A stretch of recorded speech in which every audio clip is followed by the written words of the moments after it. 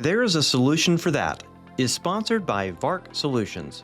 VARC Solutions helps small businesses succeed by delivering expert QuickBooks bookkeeping, consulting, quick-base development, and integrated solutions. If you own a small to medium-sized business that uses QuickBooks or QuickBase, the experts at VARC Solutions can help. In business since 1999, with people who care and the knowledge and experience to solve your toughest problems. Visit varcsolutions.com for all your QuickBooks needs. Welcome back to another edition of There's a Solution for That, where we help small businesses succeed by discussing challenging business problems and best-in-class solutions. All right, welcome everybody back to another episode of There's a Solution for That. We have got, as always, an amazing guest on the show. And in fact, it's one of my favorite topics in the world, which is how to make more money and how to grow a business. Two favorite topics in the world. And thankfully, we've got Mark on the show to share his knowledge, wisdom, and insights. And he's an expert in the series. So Mark, founder of Modern Revenue Strategies, welcome to the show. Thanks so much, Brad. I'm super excited to be here. Absolutely. Thanks for coming. And tell us, just, kind of give our audience a little bit of taste of who you are and why you talk about revenue growth. Yeah, so I've been fortunate enough to be in the space for more than 25 years. Don't tell anybody. And fortunate enough to span things ranging from two people in a garage startups to multi-billion multinational corporations, and even spanning from brand strategy, so really the kind of the thinking about how we go to market, to product marketing, sort of the execution of it, and most of my time running sales teams and really sort of driving that revenue. And I sort of was really passionate about using technology to create sort of one-to-one relationships at scale. In fact, Ad Age Magazine named me a marketing technology trailblazer back in 2017, and my first stints in the space were very technology enabled. But I've noticed a trend several years back that the proliferation of technologies that help companies to do a better job of attracting more of the right prospects, accelerating deals through the sales pipeline, activating clients for renewals, upsells, and referrals.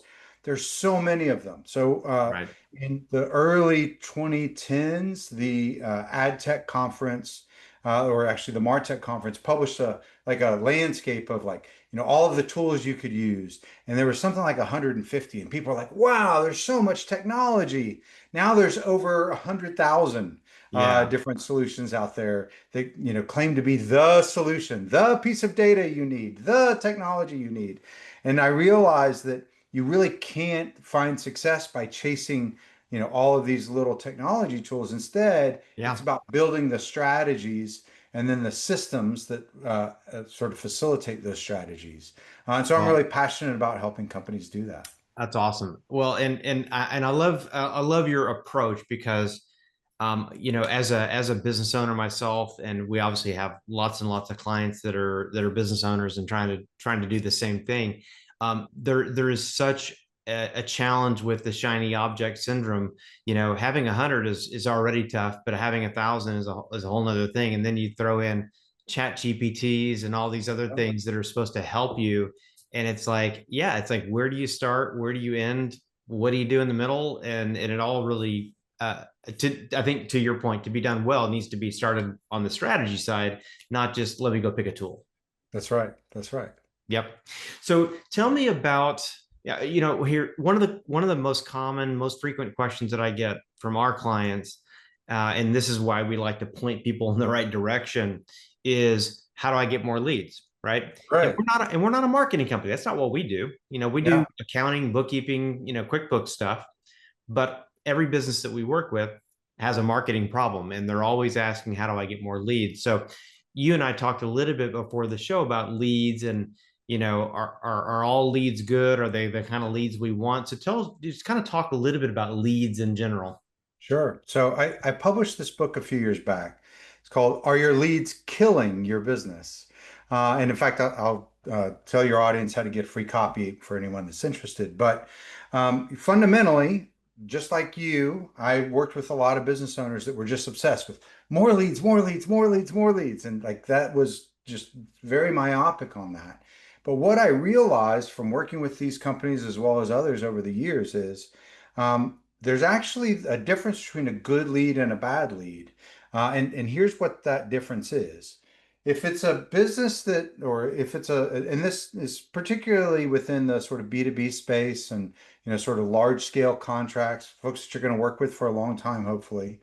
You know, companies or potential partners that are well aligned, like they believe in your vision for the product and they want to work with you to get the full benefit of the product with you, and then they're sort of willing to advocate.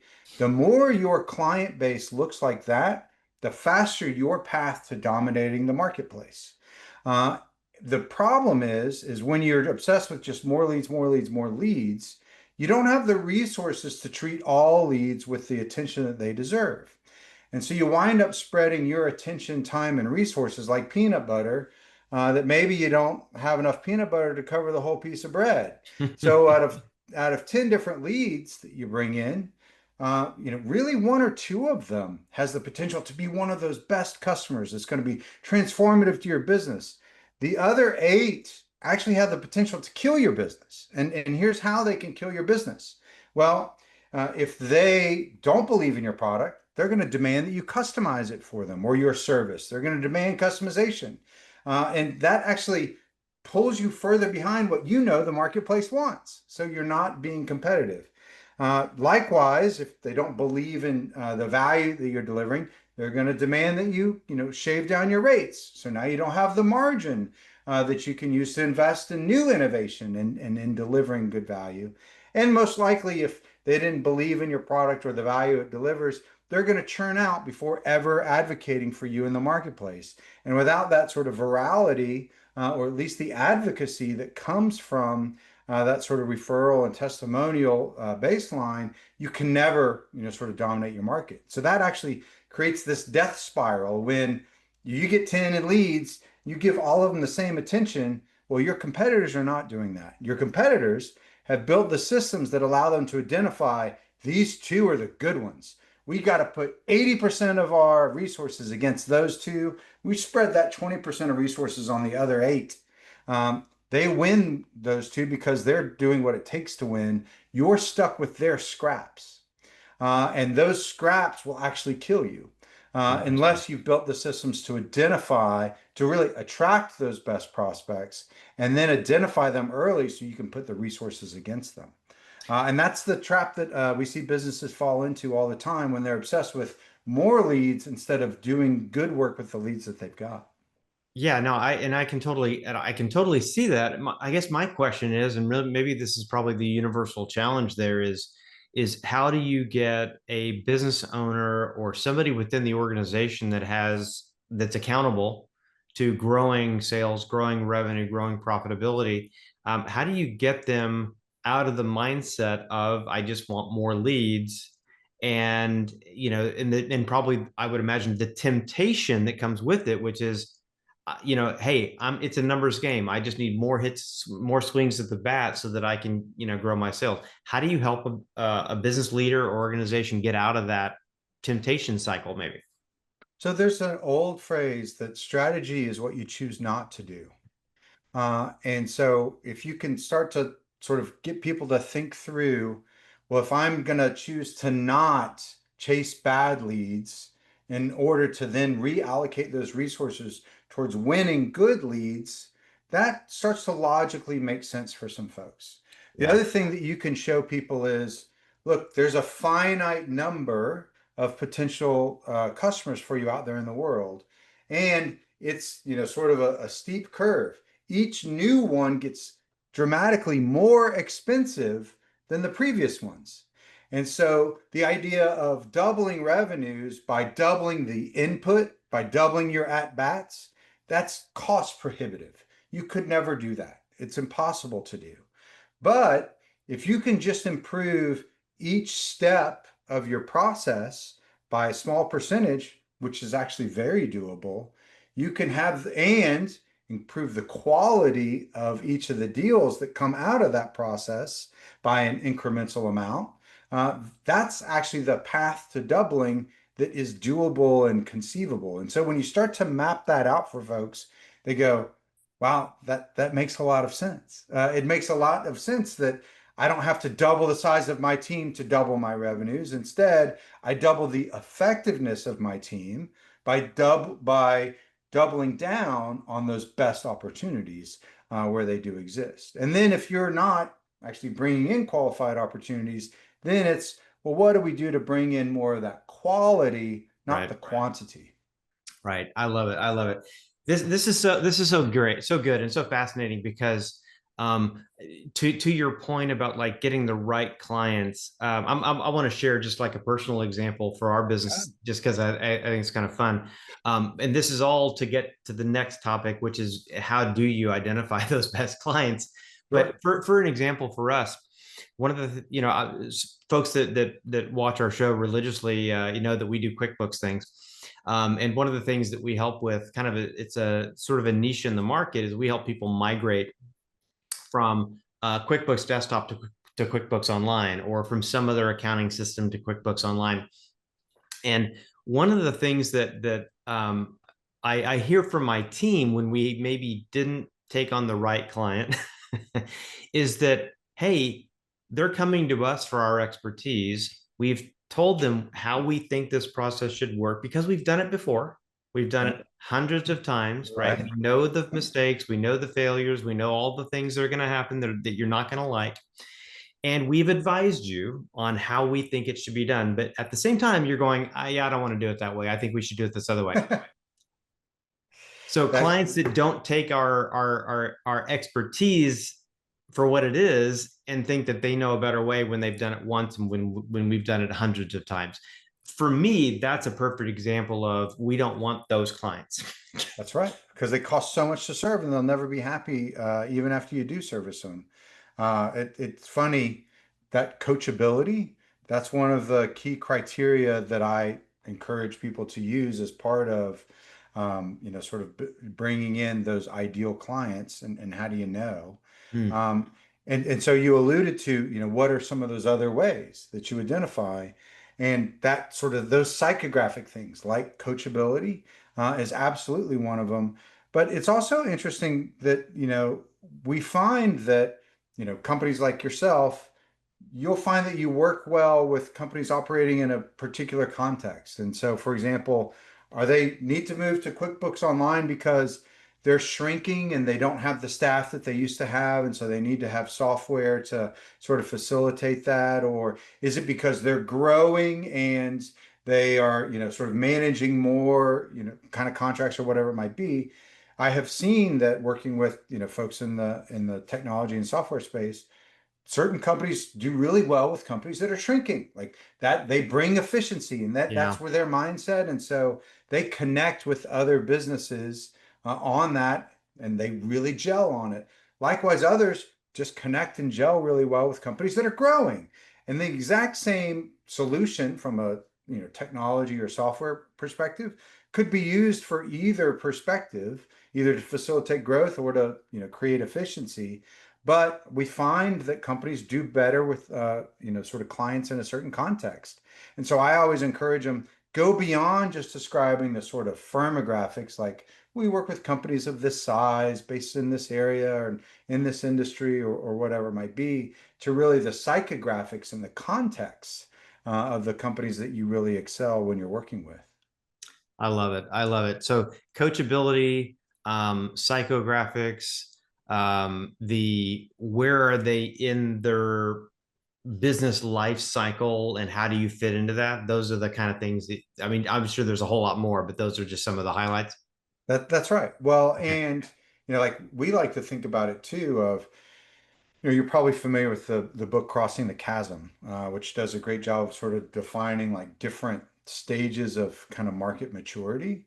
And in that, they talk about, folks who are like innovators, like they want the cutting edge. And then, folks who are more sort of pragmatists, like they want the stuff that has been sort of proven to work. And then folks that are laggards, like they only want to adopt stuff once it's really proven and they only have to keep up. Yeah. You find that companies sort of resonate with different folks in those different areas too. So starting to bring in those kind of mindsets really helps to identify those best fit customers that you'll really excel at servicing. So Yeah. then they'll go out and evangelize for you in the marketplace. Yeah, no, this is great. So it's almost like, I mean, obviously, for somebody that's wanting to optimize in these areas, they've got folks like you that can come in and help them. And I always encourage my listeners to go reach out to the folks that we're talking to. So hopefully they'll do that. I've got to imagine though, at least like one internal step that somebody could do to maybe start going in that direction though would be to, sit down with your team and say, who do we like working with, and then just try to explore like what are all the reasons why we like working with this client or these types of clients, so that they can start putting flesh on that skeleton in terms of like what is it that we like. I think leaning on folks like you, which again I highly recommend, because you're going to see the things that they're not seeing. You're going to ask them the questions that they're not asking, right? You can get a great team together and brainstorm. And, if you've got decent amount of perspectives, I think you'll probably flesh out some pretty good stuff. But I imagine when you do those types of conversations, the light bulbs are going off. The oh my gosh, I'd never even considered that. Probably lights go off all the time. Yeah, it's true. Well, and it's funny, like you're reading from the playbook, in that you do start, and it's funny when I, was early in my career and worked a lot in sales, I was always like, how do marketers build this, kind of empathy that creates this sort of magical connection between brands and customers?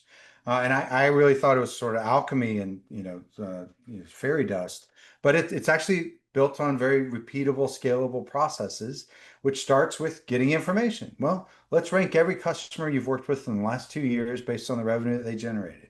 What are the 20% that made up about 80% of your revenue? How do they look similar to each other and different from the rest of your customers, Hmm. both in terms of firmographics as well as the technologies that they use, the psychographics, the business context that they were operating in? What about the actual people that were involved in the decision-making process? What is it about them that's similar to each other? And things just start to bubble up to the surface. Yeah. And It's surprising, like once you lay it all out, that what seems like really magical insight is really just sort of right there in front of you. Awesome. Awesome. And is that generally a good place to start? Like if a company is thinking about this and not just wanting more leads, but again, wanting the right leads, the quality leads, is that generally where you try to start with a client? Is let's talk about the 20% of the clients making 80%. Is that where you start, or do you back it up even further before that? No, that's the right place to start. So all Okay. marketing starts with the market. And so you want to really be focused on what do your customers care about that matters to you. However, it can't be done in a vacuum because you also have to think about, well, where is the competitive landscape? Because if you just focus on what your customers care about, but there's an exact overlap with another competitor that does it exactly the same way as you and is 10 times cheaper than you and has 10 times more people than you and so can be, more responsive. Well, that's not really a winning business. And so we Yeah. really follow a process that starts with the customer, then looks at that competitive landscape, and then holds up a sharp mirror to your face of, well, now that you know what they care about and what other people claim or can deliver against, how can you become a category of one and really build onlyness that comes from the things that make those top customers your best customers? Why is it that you work better with folks that are growing versus folks that are shrinking? Is there something unique about you? Chances are there is, but you have to uncover what that is and what makes you different from the competition so that Yeah. these folks have gravitated to you. Once you uncover that, then you can sort of spell it out in a really obvious way. And then once you say that consistently to the marketplace, you're magnetically attracting those best customers and also magnetically repelling those wrong customers, the Yeah. ones that you're not going to wind up winning or not going to wind up enjoying working with. And so it really brings those best fit customers to you by taking the time to do that three-step process. Got it. Got it. I love it.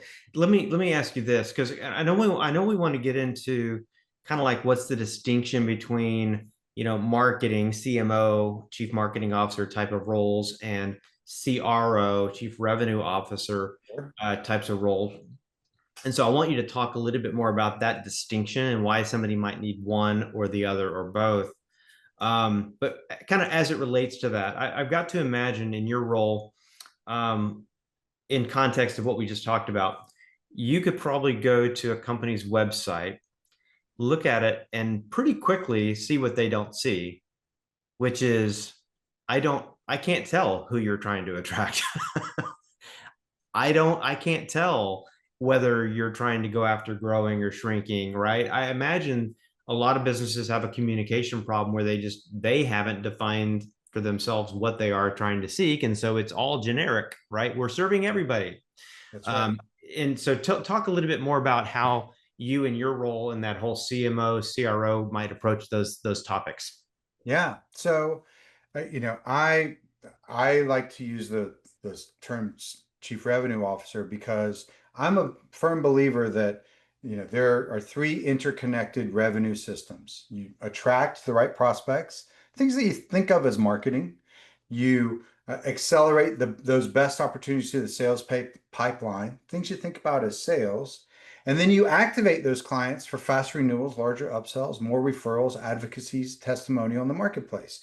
Things that you oftentimes might think of as, sort of operations or even, sort of customer success. Can you be a good marketing person and not care about what happens in the sales arena? Sure. You could build a siloed marketing organization that brings in a high volume of leads. But if you're not thinking about how well they convert and how well they renew, you're not doing as good of a job as you would be if you did care. And so the closer those three systems are interconnected to each other, the better each of them becomes Mm, and the better the organization is. And that's why I really, sort of call out a distinction between a revenue officer versus a marketing officer or a sales leader or even a customer success owner. And what I see is for early stage companies or fast growth companies, oftentimes the CEO sort of plays that revenue role, but they have someone that's in sort of a functional marketing role of they do those sort of marketing tasks, and right. someone that's in a sales role of they manage the opportunities that come through, and someone that's in a customer success or operations role of we deliver against what's been sold. But they, as the CEO, almost wear that CRO hat, and they're combining all three and ensuring that they're sort of interconnected and holistic in their approach. But if they're not able to do that, they should find someone that can, Right. because it's really important. And I've seen companies, expend huge amounts of resources of, taking something to the market that is what they think the customer wants to hear, but is not consistent with what they deliver. And so if Mm, that's the case, you'll spend a whole lot of resources bringing people in. You might even tell them whatever they need to hear to close the deal. But then if they're leaving out the back door, you'll never grow and thrive. And in fact, that's largely wasted resources. And that's a very common disconnect, is to not connect who are our best customers that stay with us, that provide testimonials. yeah. What was it that attracted them to us? That's the story we should tell to the marketplace. That's the story we should tell as part of the sales conversation to build this credibility and trust, so that we can, really have that consistency throughout the storyline. Yeah. But so that's one of those, sort of key things around the difference between operating in silos versus operating as part of a unified sort of revenue system. Okay. No, this is really helpful. I'm really enjoying this conversation, and I'm curious too. Like on the third part where you talk about renewals, upgrades, add-ons. Just continue to expand that pie with somebody you've already got in your client base. I know, like I've talked with a number of businesses where they pretty much don't do any marketing. At least in their words, in their minds, they don't do any marketing, right? Yeah. And they're completely surviving on a referral based model, right? Yeah. They get a good client in, they do great work, and that client refers them. I always just in my mind, I always think that that's really hard to do at scale, unless people are just like one client refers you to 10 people, you know. Right. But how have you seen that, like, organizations that are really, really good at doing the referral part versus not? How have you seen that maybe impact Yeah. people's growth? So, a lot of sort of knowledge-based workers really pride themselves that, you know, they sort of feel like good ideas sell themselves. Like, so I don't need to be out there marketing or even selling hard because I just do such good work that it sells for me. And then there is some truth to that in sort of knowledge-based sectors. But those that are successful with it, they vote early and often, as they like to say in politics. And the way that I've seen that work is you start by really formalizing what does a referral, testimonial, and advocacy program look like. Folks don't get a steady stream of referrals without having a consistent process around it. And Hmm. so some of what that process looks like is when you onboard a client, you tell them early on, we expect to do such good work for you that you will make referrals for us. And so that's a promise that you're making to them, but also, giving them a notice that you are going to ask, and it starts to remove some of that, sort of apprehension of, well, I don't want to ask them to, send us more business. But instead is a promise that you're going to do such good work that you're going Yeah. to ask them to send you more business. Then it's mapping out, well, what does the sort of life cycle of the engagement look like? Where are those peak moments of joy that's the right time to ask? And so that you can start to say, well, when we Hmm. deliver this first report, that's a ton of value that they get. That's when we need to be asking for that referral or for those testimonials. Well, Hmm. now you can start to say, how can we shorten the amount of time it takes us to deliver that first thing of value?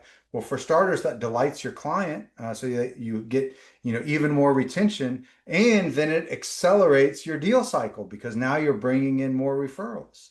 And then, what are other ways that you can really delight your client as part of being in your advocacy program? Maybe you have clients that are using their engagement with you to sort of build their CV, their resume of expertise. Can you put them on stage? Can you have them on your podcast? Can you write an article that features posts from them and then pay to have that article distributed or published or whatever it might be? Sort of tap into what they care about, and then they really get excited about helping you. Alternatively, you might have other folks that they'd really appreciate, not that public, sort of shining a light on them, but maybe you can do a client dinner, once a year or every so often when you're in their market or at a conference that you're both attending. There are lots of different ways that you can understand, again, because understanding who are your best customers, Yeah. then what do they care about? Then how do you really sort of lean in to the things that make them feel special? And that's how you create those programs of referrals and testimonials that Yeah. really are an engine for growth, Yeah. and go beyond just, well, we get referrals. No business has ever seen significant growth by just waiting for referrals to happen. Right. Um, the ones that grow based on referrals, they do it because it's intentional, and Right. it's structured and processed that way. It's interesting and fascinating. And I'm wondering if this loops back to the very beginning of the conversation about having the right clients, right? Because if you ask the question, hey, we're gonna do everything in our power to do a great job for you. We expect to do a great job for you. And let's just assume for a second that we did. Would you be open to referring us to other business associates, colleagues, what have you? Seems like that would be a good question if it's a process, because if they're like, I don't really do that, Yeah. maybe they're not the ideal customer for you. That's right. Well, and certainly it tells you something about when you're negotiating with them, do they get the good rate or do they get the highest rate possible? Yeah. Because and in fact, we see companies very successfully use, hey, you know what? You say you have some trouble achieving, this price point, which is where we normally price it. we'll, give you this discount contingent on 3 referrals after we make the first delivery. And so then that starts to give you another negotiating chip Mm, that you can use as part of that process. yeah. And just as you say, if they're like, "Oh, I don't really do that," the other thing that I see is that companies get skittish about it because they're like, well, our clients just, they're so jealous of our time. And they feel like if they make a referral and we grow, that we're going to have less time for them. And I'm Mm, like, you're positioning it all wrong. What you need to explain to them is you are constantly investing and making your solution better for them.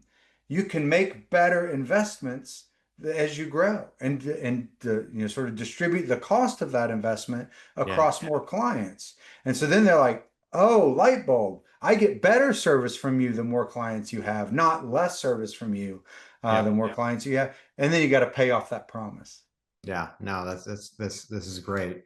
Well, let me ask you this. Part of what I like to do on these shows too is, sometimes, I mean, the words I tend to use is kind of like dumb it down. It's like, can we dumb this down to something that everybody in the world can understand and get? And sometimes the way to do that is to kind of tell a story. And so I'm curious, like, if you have maybe a use case or an example where somebody was maybe not using the types of services and skills that you bring versus one that you've helped Yeah. really professionalize this whole area of like revenue growth, and help just kind of like highlight some of the distinctions if like somebody was watching both of these organizations do it well versus not do it well, what would we expect to see? Well, I can tell you this, a story that I've seen, dozens of times. There's the business owner that is going crazy, chasing every potential way to bring in more new clients because he just feels like I don't have enough to achieve the growth that I'm really trying to achieve. Mm. And instead of that, constant, battle, that treadmill of chasing new clients, new clients, new clients, instead focusing on, all right, who are my best customers? How do I grow what I do with them on an ongoing basis to make sure that I'm really maximizing one of the greatest resources I have, which is my client base? Am I doing everything possible to create a continuity product where that I can add value to them on an ongoing basis, value that they're willing to pay for? Am I asking for that value exchange at the right times and those renewals at the right places and those expansions at the right places? Am I really thinking through? And so once you understand that, that gives you an understanding of, so who are the customers that have the potential to be those best possible customers that will grow with you? That then sort of guides, well, how do you sell to those customers differently?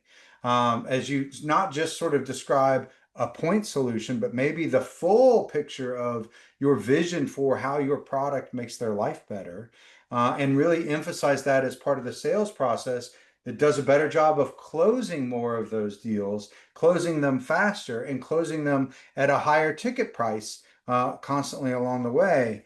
Now that you know better who those customers are that you can better serve and the story that helps close them, bring that story to the marketplace consistently, and know that it's going to pay off. That difference of, I don't need 100 deals, I need the 10 best deals. Right. I don't need to chase, every opportunity. I need to chase the opportunities that put me in front of these people. That creates such a difference for business owners, and I've seen it over and over where, they're currently going to every networking thing they can possibly go to because they don't know which ones have the people that they want Yeah. versus which ones don't. And that's the other thing that comes from that is once you start to realize this is the niche where we really excel. These are the people that really get what we're doing. And this is where they live. We're just going to go there now. Right. Instead of, well, we can do anything for anybody. That's that sort of crazed, impossible treadmill that you got to get Yeah. off if you're ultimately going to succeed. So the vision that I had in my mind as you were kind of talking about that, one was just running on a treadmill, feeling like you're not going anywhere. The other one was just imagining a rat in a cage scurrying as hard and fast and as crazy as they can, and they're still not going anywhere. So it sounds like to me like the biggest challenge problem if when you're not doing it well is you are just spinning your wheels. You are literally just burning yourself to the ground and not seeing the result. And the other side is you're intentional, you're purposeful, you're strategic. That's right. Um, you it's not that you know everything about that you're doing, but you're doing a lot more focused, intentional stuff that has repeatable results, That's right. right? Yeah. So kind of take us to the end of that cycle. So let's say a business is doing that well, right? They're strategic. I've got to imagine that the end game there, especially for a lot of businesses, to sell, to exit, pass on their business to their children over time, things like that. So there's a little bit of an exit strategy for a lot of companies. Yeah. If you're spinning your wheels, you're never going to get there, right? That's So right. how do you? Because I know you're like in the exit planning Yeah. space as well. So how does someone take these strategies you're talking about and see the fruit that ends up in a higher business valuation, higher exit? Yeah, so the exit planning space has really blossomed a lot in recent years, partly because there's so many baby boomers that are, sort of preparing to exit, and unfortunately, many of them don't have successful exits, and so there's a whole industry of advisors like myself that work with companies to help them do a better job. But the real takeaway is that running your business as if it's ready to sell at any time is actually just a good way to run your business because a lot of the things that make your life miserable as a business owner are also things that make someone not want to buy it and make it sort of non-transferable, non-sellable. And so if you take it through the lens of, well, what would make this business more attractive to another buyer? Well, if you've got a well-documented understanding of who your best customers are and what your process is for bringing them in, well, that helps you focus that thing that we were just talking about. Yeah. So you're not on that rat on a wheel, chasing everything, but instead you're focused right where you are. Well, that makes your life better. It also makes the business more attractive to potential buyers. What if, the other thing that is very, keeps a business from being attractive to a buyer is if you're 100% dependent on just one or two clients, or a vast majority of your revenues come from just a couple of clients. That's also what keeps you up at night as a business owner. What if they made a change? What would I do? And so removing that customer concentration by thinking about how you can extend the value that you're delivering to other of your clients, other in that portfolio, to sort of raise up that level that you have, or by deepening your relationship with those that you are dependent on. That gives you more peace of mind as an owner. Also de-risks that business for that potential purchaser. And then likewise with this focus, with some of this de-risking activity, by building the processes that remove you as a dependent part of the process, or as a bottleneck, Right. you again make something that someone else could see. I could run that business because they've got all the processes that it takes to, bring in a lead, sell that lead, service that customer. All that's well documented. Well, not only does that make it attractive to the buyer, but it then gives you as the owner the opportunity to take a vacation that Right. you probably sorely deserve.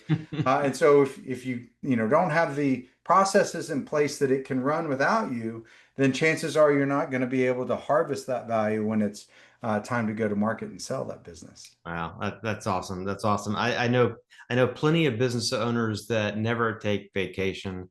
They feel like they can't, and yeah, that's a problem. Yeah, um, absolutely. Assuming you're single and no longer have a spouse, That's right. you have no relationship with your kids anymore because you've literally just your business has completely consumed you. That's not a good place to be. Nope. So, Mark, this has been a fantastic conversation. I think you have got so many things to bring to the table for a company. I'm wondering, in terms of next steps, like if somebody wanted to reach out with you and work with you, do you obviously you've got the book. Do you recommend that as a first step, or how does somebody get a hold of you? Yeah, so thank you, Brad. First off, I've really enjoyed our time, and you're such a great host and do such a great job of guiding the conversation. But so for anyone listening, like I mentioned before, you can get a free copy of this book, and it's intended to be really a playbook that if you are, trying to grow your business and break through those revenue plateaus. The book, the download has all of the calculators and templates and everything you need to really implement these three interlocking revenue systems, the attraction, acceleration, and activation systems, right there in your business. And you can get a free copy at modernrevenuestrategies.com/free download. And I'll email anyone that downloads a copy of the book and ask how you liked it. So you'll definitely hear from me if you go there. Or feel free to send me an email. I'm Mark with a K at modernrevenuestrategies.com. And I'm happy to, help folks that are like, I don't need the book. I want to get started. I want to get going on this. And I've actually built about a 20-point diagnostic that I work with companies to run through that helps diagnose where is that biggest opportunity? Is it around attracting the right prospects, accelerating the best deals, or activating existing clients? And so then we can build a plan based on that diagnostic so that you can see your fastest path to growth. And usually I look at, how do we create a 10x return on your investment of time and money and working with us. And so that's usually what we use that diagnostic to build a plan on where's that 10x or even the opportunity to double revenues in as little as 90 days, which we frequently do. Awesome, awesome. Well, hey, this has been great. Thank you for the book offer, and like I said, I encourage people to go to talk to Mark. I mean, obviously, you can help folks, and that's the most important thing. So, if you didn't get all the details, you can always reach out to us. We'll make sure that we get you connected with Mark. And so, Mark, just again, thanks for being on the show. Thanks for having me, Brad. I really enjoyed our conversation. All right, perfect, perfect. And for those of you that are watching and listening, again, hope this was helpful. I know that again, almost every business that we work with, even though we're maybe focusing just on the accounting or the bookkeeping side, but every business they're trying to grow. So to face it, let's just be honest. People are trying to grow. They're trying to grow their revenue. They're trying to grow their business. And so bringing, hopefully, taking advantage of resources like Mark has will be benefit to you. So thanks for watching, and we'll see you again next week. There is a Solution for That is produced by VARK Solutions. This episode was produced by Ashley White and Aaron Riley. You can subscribe to this podcast on Apple Podcasts or Spotify. Watch the video version on youtube.com/There's a Solution for That. Or visit varcsolutions.com/podcast, where you'll find our entire podcast archive, as well as show notes, links to solution providers, and complete transcripts of every episode. If you love the podcast, please leave a review with your comments.